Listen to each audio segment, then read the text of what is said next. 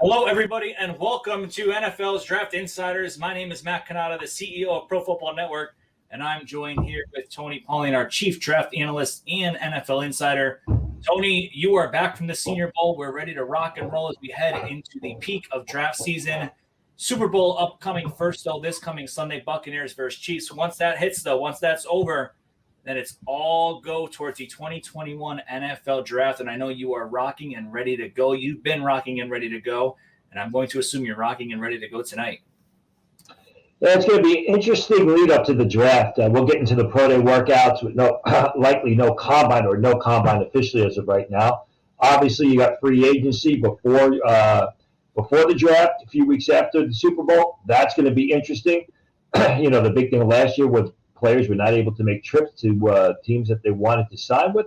So still a lot of unknown a year into this whole mess. Let's jump right into things tonight, Tony. We're going to talk about the Senior Bowl. We're going to talk about Davis Mills. We're going to talk about the status of pro days. We're going to talk about the latest on Deshaun Watson, what you're hearing from around the NFL. So for those who are tuning in right now, stay tuned to the end of the show because we are going to drop the latest on what Tony is hearing. But let's start with the Senior Bowl. You were there all week. We had wall-to-wall coverage on Pro Football Network. We have practice reports for every single player who stepped on the field every day of the week. We had the latest news and rumors that you were hearing on the ground in Mobile, however you want to say it.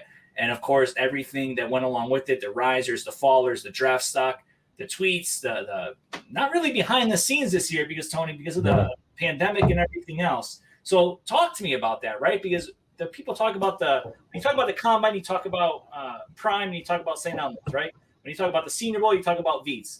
But this year, maybe there wasn't a whole ton of that going on, and also with the players and the agents and all the insiders on the ground. Just talk us through what was kind of the atmosphere this year. Yeah, next to nothing. But you know what? First of all, it was just a godsend to be there. I mean, the last time I saw live football in person was the Senior Bowl. 2020. I've not been to a football game or a scouting event since. So it was great to be there. The first day of practice, there was some question as to whether we were going to be able to attend practice. There was supposed to be some bad thunderstorms with lightning. They were talking about moving the practice inside to the covered facilities, and there's only a few people from each team were going to be allowed to attend. And I was like, wow, it just goes from bad to worse. The weather changed. I got that email from you. Practice is on. I went out there. It was a beautiful 70-degree day watching guys play football. I mean, it was fantastic. But you're right. There was a fraction of the people in attendance. You didn't have as many scouts there. I was told that there were maybe 5 head coaches there. We had little to any interaction with the NFL teams and NFL scouts. The number of media people on hand was probably half of what it usually is, which probably isn't a bad thing because what happens at the Senior Bowl is you get every beat reporter and every Tom, Dick, and Harry who covers every team down at whose team is not in the playoffs or not going to the Super Bowl down there, and all of a sudden they start covering the draft after not paying attention to the NFL draft the prior 9 months. So there were fewer media people there. But, like you said, the big hangouts there are the Players Hotel and in the back there where you've got Veets and a few other bars. And that was basically a ghost town. I mean, the areas in the Players Hotel where everybody hangs out is downstairs. There's a bar and a restaurant. And it's usually, a kicking place upstairs on the second floor where the players come in and out and scouts are there and scouts are interviewing the players. You see a lot of who's who in the NFL. A lot of agents are there. So there's always a lot of buzz and a lot of talk and a lot of chatter. That was cordoned off. You weren't allowed there either. First couple of nights I went to the Players Hotel. I did see some NFL team guys that I know, spoke with them briefly. But I think what happened was everybody wanted it to work. I mean, everybody from Jim Nagy, who runs the Senior Bowl staff, the NFL teams, and even people like me. We didn't want to get in the way. We wanted to obey the rules because we wanted to make it work. And it did work. The bottom line is it did. You had 3 days of practice, 2 practices a day. The game went off. I think Jim Nagy put out a tweet that they did 3,700 COVID tests throughout the week, and they had 1 positive. Even myself, being a citizen of the People's Republic of New York, I had to get a test upon returning to Alabama. And I'm glad to say that I tested negative some 4 days afterwards. So, I mean, it was different, but it was great to be there, and it worked. And as I said in a tweet on Friday, congratulations to Nagy and the Senior Bowl staff for pulling it off. And I hope that the NFL Combine or the NFL league, the owners and the decision makers learn something from what we saw last week. Because as I said on this podcast before, there's really no reason why the Combine should be canceled. They should still have the workouts. They can have the workouts. They just have to be careful what they do. And we know those invites have started going out to some players for the NFL Combine, which will be coming up in just a few weeks. Bummed we're going to be missing it, as we talked about in previous episodes. Tony, you talked about the atmosphere. You talked about the lack of people on the ground. You talked about the lack of media presence there. We know the Senior Bowl is that's probably an insider calling right now. Maybe some more news on Deshaun Watson. But you talked about all just kind of the lack of people there because of the pandemic, but you were still able to put your ear on the ground and everything else. Just kind of, you don't need to give us obviously any sources, any information, but your process of getting inside information, throwing it out there to the web and everything else. What was that process like for you? How much overtime did you have to do? Like Adam Schefter here. Yeah, it was very different this year because, you had to seek it out. It wasn't a situation where you would just see people walking around. So I had to seek people out, went downtown to Dauphine Street during the week, and that, caught up with a few people there. But overall, it was completely different from what it's been in the past. And this is my sister who keeps calling me, who I'm going to beat up because I should not. That's not her fault. She didn't know we were doing the show tonight. But it was more this time, rather than running into people, you had to basically seek the people out. So that was completely different. Now, when you look at kind of just everything that was going on in terms of, the risers, the fallers, the practice, we didn't have the access to the players on the ground this year. We couldn't go on the field afterward. The press conferences were over Zoom, and not everyone had a chance to talk to these players because the availability was so limited. They didn't do the group interviews. They just did one-on-one. So if you were lucky enough, you got a chance. Well, hang on. They did do some group interviews. What would happen is at the end of practice, they bring it was kind of ironic. They wanted social distancing. They would bring the players out to the wall, and then the media people who wanted to speak to those players, that they would kind of bunch up at the wall and shout questions out to the players to kind of get like a group press conference. So they did do that sort of thing. They had the Zoom meetings, the Zoom interviews with the coaches, with some of the players. They did interview some of the players afterwards. But as you said, we were not allowed. No one was allowed in the field. Not even the scouts were allowed in the field. Practice was over, and the players would head towards the locker room, get on the buses, go back to the hotel. Now, because of that, you had to actually watch practice intently, which you do every year, and others do as well. But there are some who just kind of go by the interviews, the quotes, and everything else, and then make their assumptions off that. But you having that keen eye on practice, our other analysts on the ground, Ian Cummings and Jarrett Bailey, having their eyes on practice. We put out articles every single day about the biggest risers and fallers from the Senior Bowl, mainly focusing on the risers. Who, Tony, did you see raise their draft stock the most coming out of the Senior Bowl?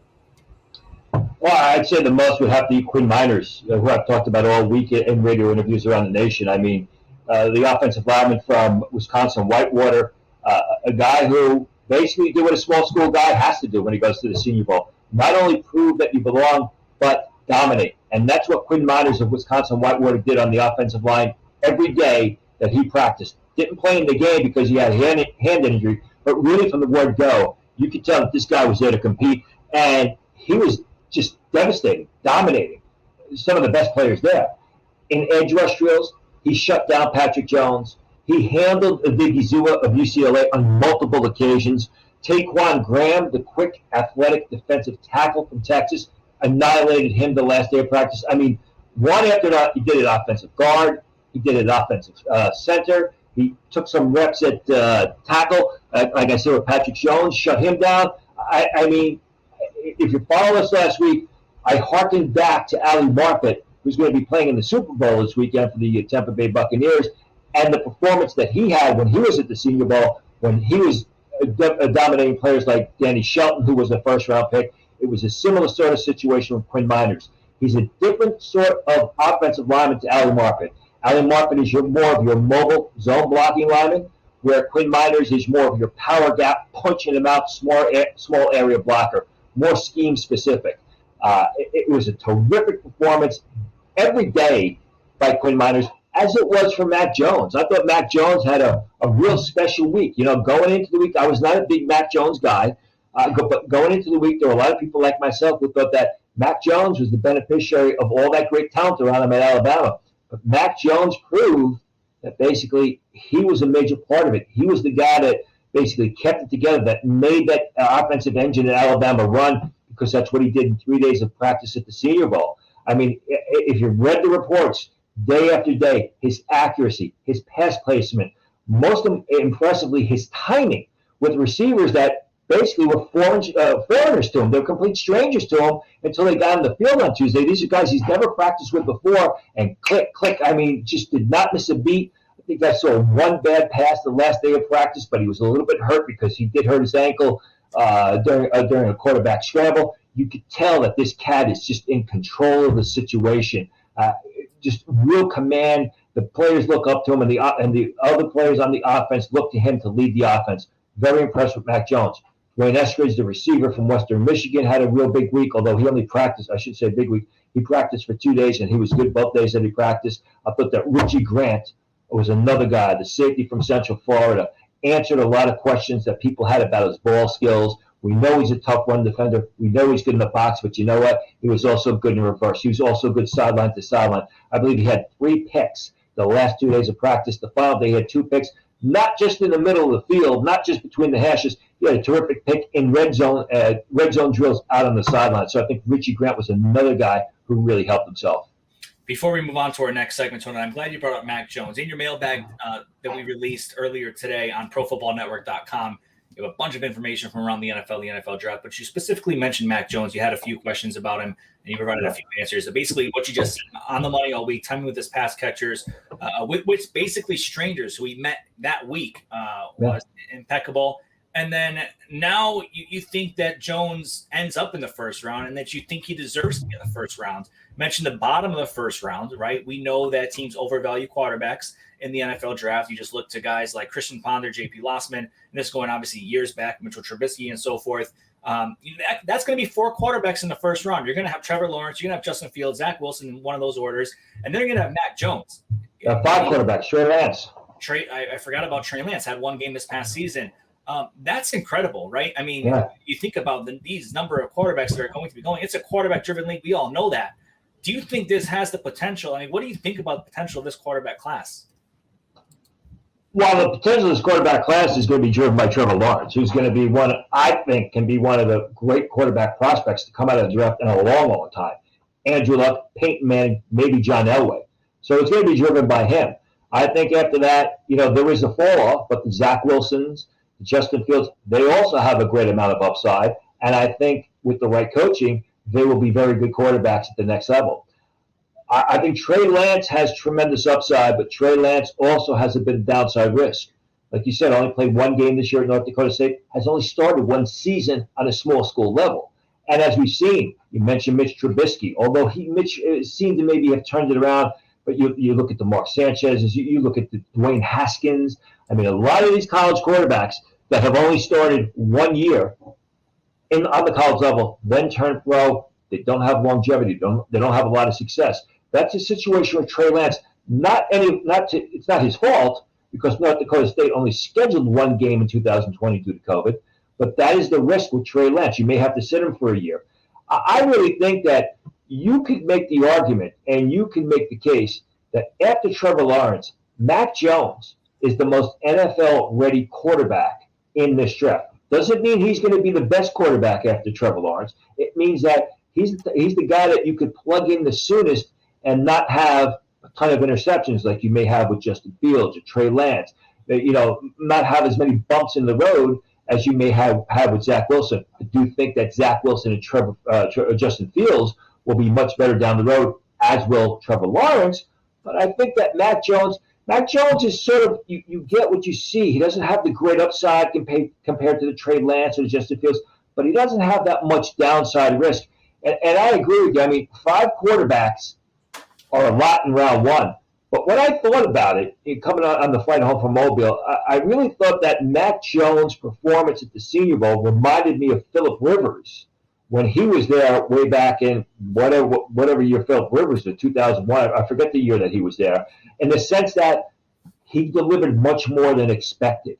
And I don't think that Mac Jones is going to be an early first-round pick the way Phillip Rivers was. But he gave scouts a lot to think of because, you thought maybe Mac Jones was here, and then after the Senior Bowl, the way he played, he was way up here. And the one thing we know about the Senior Bowl, or one thing that I know about the Senior Bowl, is it's a kingmaker at several positions, the top position being quarterback. The Donovan McNabbs of the world, not Derek Carr, the David Carrs of the world, the Carson Palmers of the world, the Carson Wentzes of the world, the Phillip Rivers of the world. For better or worse, these guys went to the Senior Bowl, knocked it out of the park, and just watched their draft stock skyrocket. And I think to a lesser extent, that's what happened with Mac Jones, but it was still a significant bump in his draft stock. I can sit here and talk to you about quarterbacks all day long, all night long, but we'll be here for hours. I will tell everyone, if go to profootballnetwork.com, click on the Senior Bowl tab at the navigation menu on mobile or desktop. Click on the news and rumors piece. There is an interesting nugget about Justin Fields in there. We're not going to get into it today, but it's I wouldn't say a damning thing, but it's a very interesting analysis that one team found when they studied every single throw. But we know, Tony, that it's not just about the first-round quarterbacks, right? There are more quarterbacks upcoming in the NFL draft, and one of them is Davis Mills, a Stanford quarterback. And there was something interesting that happened in Mobile down at Senior Bowl. He had a workout. What can you tell us about it? How did it develop, and how did he do?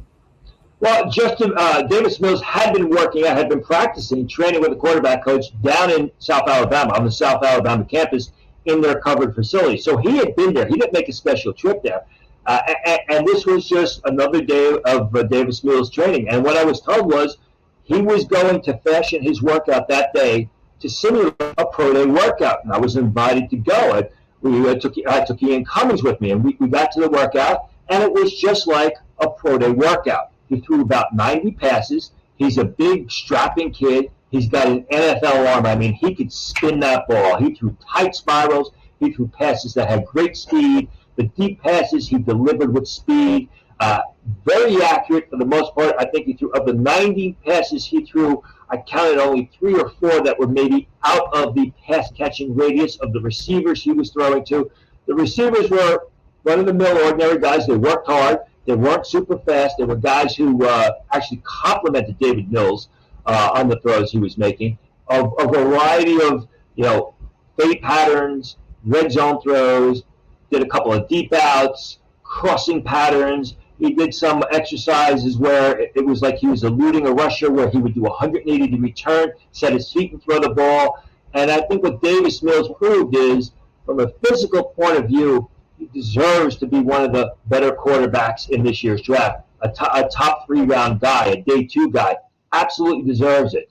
Now, you look at his film, he looks like a very unfinished prospect. You don't know how long it's going to be before he's NFL ready, but you can see on film that Davis Mills has the tools. And being at that pro day workout, you could see he's got the stuff of an NFL quarterback. I got to speak with him afterwards. You can see the article at Pro Football Network. We talked about a variety of different things. He was very candid with me. I think what's going to happen is some team is going to fall in love with him because he seems like a coachable guy, especially coming from Stanford. He's got great upside, and he's someone that, if coached correctly and somebody develops him and develops those tools, specifically what they're going to have to work on is the way he processes things. He's got to pull the trigger a little bit faster rather than thinking. I think you have a real good quarterback, a real good next-level quarterback on your hands in Davis Mills. In your latest update, Tony, on your big board, which we published back on January 24th, I know we'll be having another one following the Senior Bowl. You ranked him 87th in the NFL draft class, grade of 3.72, projected round of round 3. You see any big updates coming for Davis Mills in your next update? I mean, there'll be some slight updates because there have been some other guys like Quinn Miners who have made the jump. But I think in that third-round area is where he goes. And let me say this. You had Davis Mills, a guy who's a day 2 quarterback prospect, working out at the South Alabama campus where the Senior Bowl was taking place, and you had approximately 100 scouts at the Senior Bowl, at Senior Bowl practices. Yet, due to NFL rules, those scouts were not able to attend the Davis Mills workout because scouts are not allowed to attend a private pro day workout. And really, when I did the podcast with Andy Herman, when we went through the summer, we kept really commending the NFL for the way they handled the whole COVID-19 situation leading up to camp and really through the season. And it's culminating in the Super Bowl on Sunday. They've done a great job. But let me tell you, they've done a terrible job with up to this point, with the pre-draft process, with the workouts, canceling the combine. There's no reason that any of those couple of hundred scouts who are at Senior Bowl practices should not have been invited to watch Davis Mills work out. He had been there working out. Why not allow the scouts to go and watch Davis Mills work out? It's basically something they'll be able to check off their to-do box rather than having all these scouts, or some of the scouts anyway, travel to the Davis Mills Stanford workout, wherever it may take place. Again, as I reported during Senior Bowl week, Stanford said they were going to cancel their pro day, and then Davis Mills told me it may be held in Houston, it may be held in Dallas, it may be held in Atlanta. Now Stanford's saying they're going to have their pro day workout, though people are privately saying there's no way any of these teams on the West Coast are going to have pro days. It was absolutely asinine that you had hundreds of scouts at the Senior Bowl to watch practice, yet they were not allowed to basically walk 100 yards to a covered facility where Davis Mills, the quarterback of Stanford, a potential day 2 pick, was holding a pro day workout, and they were not allowed to watch this workout. It was absolutely foolish. The NFL's really got to get on their high horse, get off their high horse with this, I should say, and start to modify the rules for in the lead up to the draft as far as it pertains to scouts attending private workouts and things like that. So it sounds like you would agree that the NFL dropped the ball here, pretty much.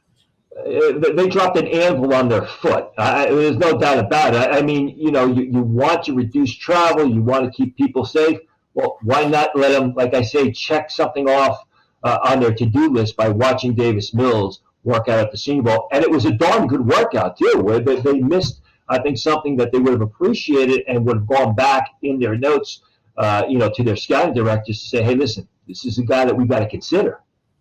Speaking of workouts, Tony, coming up over the next several weeks, over the next several months, will there be pro days around college football as these prospects get ready for the NFL draft? And we know last year you started reporting on them here at Pro Football Network, and then boom, they stopped. And there weren't any others. And this year they're saying they're going to try to put them on by each individual school. We talked last time we were here on Draft Insiders about the complications of that. You mentioned that on your articles on ProFootballNetwork.com, where the big schools might be able to pull them off, but the really small schools are going to have a lot of trouble with that. What's the latest you're hearing on the ground in regard to pro day workouts? Yeah, it's not just big schools versus small schools. It's sort of like, as we spoke about with Andy Herman during the season, it's more of a regional thing. It's very unlikely that any of the schools in the state of California, USC, UCLA, Stanford, or Cal, have a pro day. It's very unlikely that any school in the state of Oregon State, who've got some outstanding prospects, has a pro day. I was told at the Senior Bowl that University of Washington has set a pro day date. They're telling people publicly they're going to have a pro day, but privately they're saying there's no way they're going to pull it off. You're going to have the schools, the teams in LSU, in Texas, and Florida, likely Michigan. Northwestern has already scheduled their pro day. Virginia Tech has scheduled their pro day. Those teams, I think, will have, those schools and those states will have pro days.